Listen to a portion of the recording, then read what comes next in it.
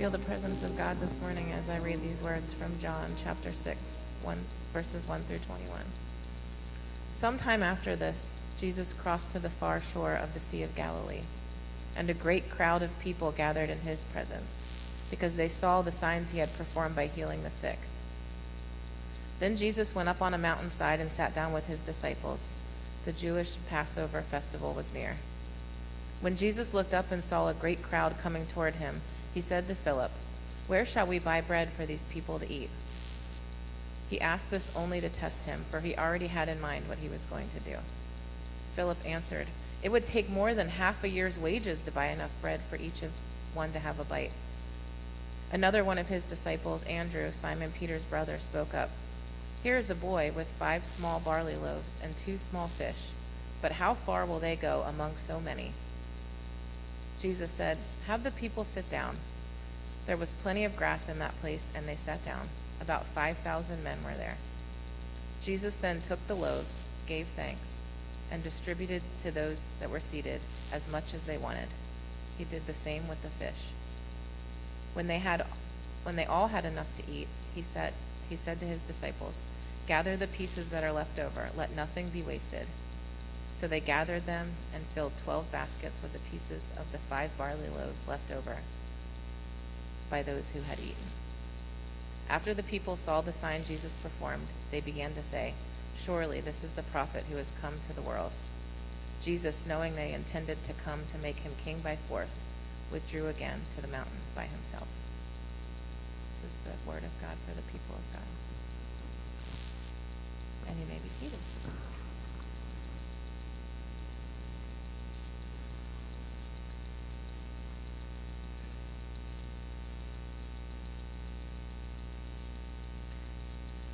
I wonder if any of you can imagine being there.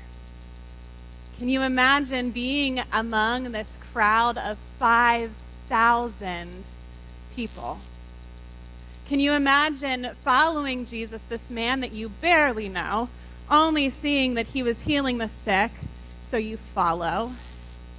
Even climbing up a mountain doesn't keep you from staying with the crowd to follow Jesus. And once you get there, you realize that you may be a little bit hungry and you're not sure where food will come from. But then you're hearing that Jesus wants everyone to sit down. And so as you sit down on the grass, imagine seeing way up ahead Jesus holding up 5 loaves of bread and 2 fish, giving thanks to God as if it was a meal. But then imagine wondering, what does this all mean? That's definitely not enough food for all of the thousands of people that surround you.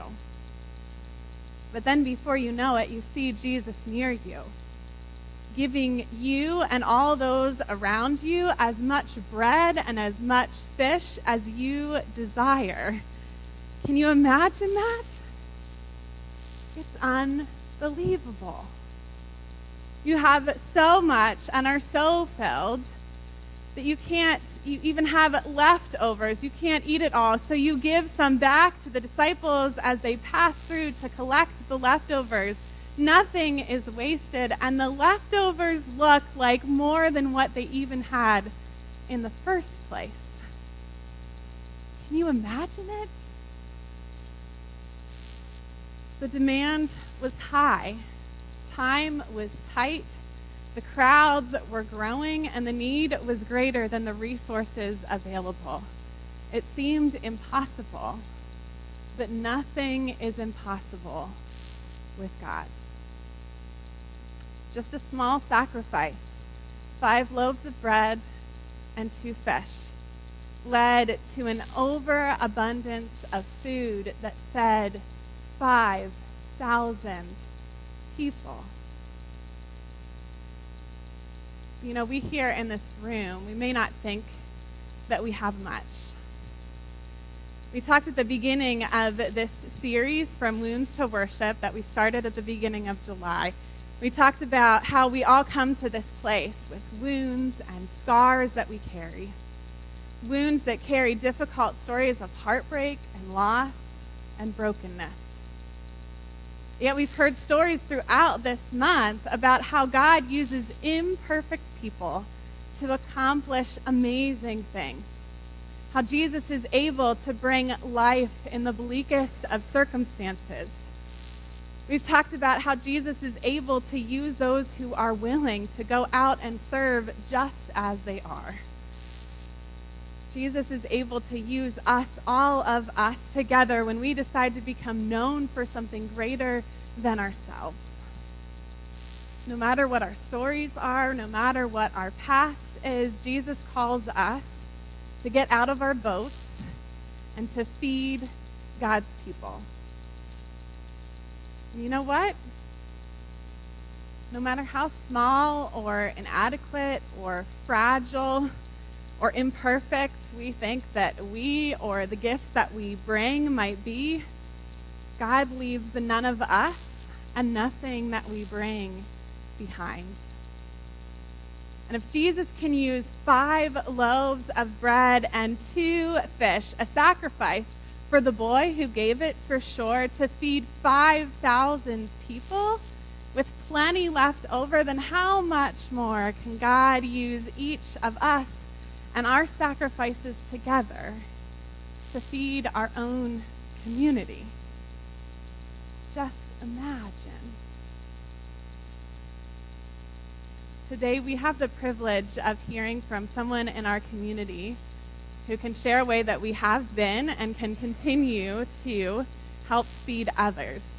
Joel Giovanetti, I think I'm pronouncing that right, yes, is here from New Hope Ministries to share with us today.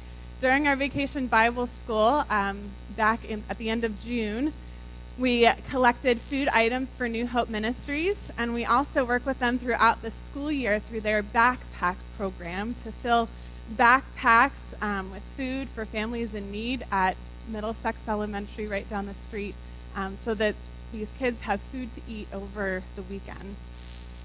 They're our link to helping us build relationships with us school, which is a big part of our vision. But they also do so much more than that. So I'm so excited to have Joel here with us to share with us a little bit more. And I invite you, as he comes forward, to watch the video that we have for you. In Matthew 25, Jesus was teaching his disciples, and he said, I was hungry and you fed me. I was naked and you clothed me. And he said, when you've done it to the least of these, you've done it to me. What a profound message that when we touch the lives of somebody in need, we're actually touching Christ. Since 1983, New Hope Ministries has been a source of help and hope in the community. As a Christian social service agency reaching into your community, New Hope shows the love and hope of Christ by serving our neighbors in times of need, supporting their efforts towards stability. Because of you, New Hope helps our neighbors in need. New Hope is extending assistance to neighbors in need in the community in the name of Christ. By volunteering at New Hope Ministries, the volunteers feel good because we're doing what we're created to do. Our crisis assistance program offers help with immediate needs, including food and assistance with housing, utility, medical, and transportation needs. We just love to serve our community, and anything we can do to help other people with what we've been blessed with is what we want to do. Our Children and Youth program provides an opportunity for elementary to high school youth to receive encouragement and help to prepare them for success in life. I think that people should support New Hope because God gives them what they have for a reason, and I think that reason is to give it to people who need a little help in life. What an amazing feeling it is to be able to help somebody who didn't have anything to eat today or maybe yesterday. To keep a family who was going to be on the street and homeless in their home. Well, New Hope has been there. It's because of the help that we've gotten from the community. We couldn't do it without them. We couldn't do it without our dedicated volunteers. Almost 500 people a year who give their time, making a difference in our agency and in the lives of our clients. The people who are here because they really want to be here. They're kind and compassionate and really want to show the love of Jesus to their brothers and sisters. And how can you not want to be in an environment like that? We need your help. We need financial support to be able to offer these great programs to the community. We sure need food donations to feed the hungry. We need the time and talents of people in the community who can come and volunteer in our programs. Thank you for your gifts of resources, volunteer time, and prayer.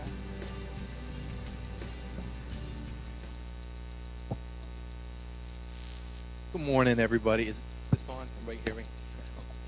Well, my name is Joel Giovanetti, and I work at New Hope Ministries as the youth program coordinator. I've been at New Hope a long time. This past year, I turned 41 years old. I've been at New Hope since the age of 17 years old, helping out at their youth programs. So, for many decades, I've been there just interacting with the youth and the families.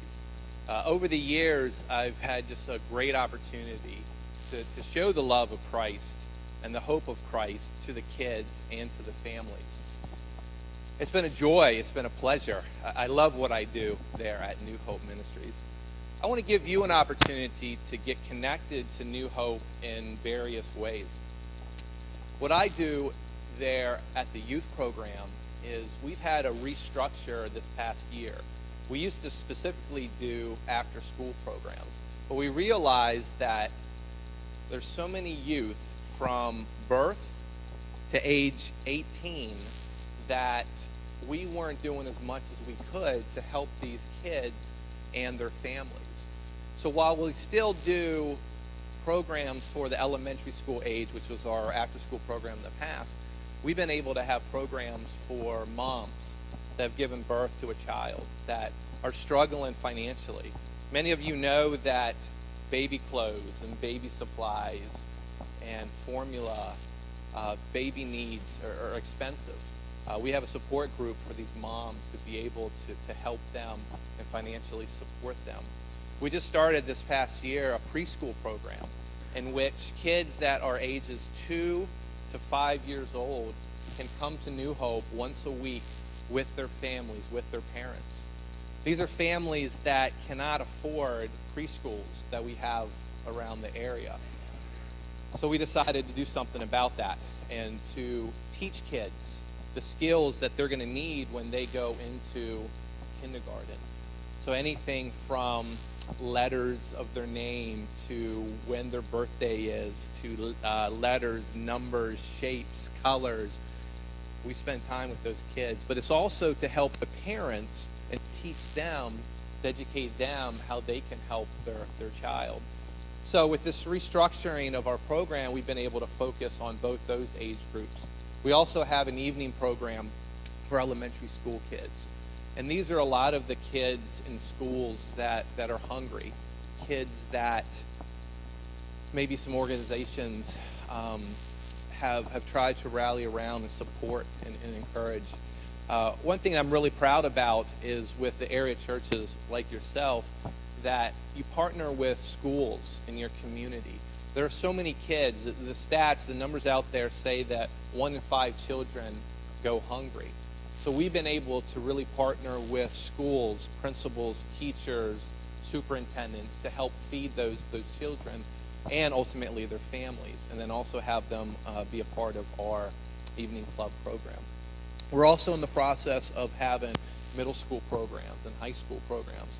So it's a whole process that we've had at our youth programs to help kids to break the cycle of poverty. And so a lot of our programs are preventative. And we may not see, if a child comes to our program at the age of 6 months old, if they continue through our program, we might not see the results for another 18 years.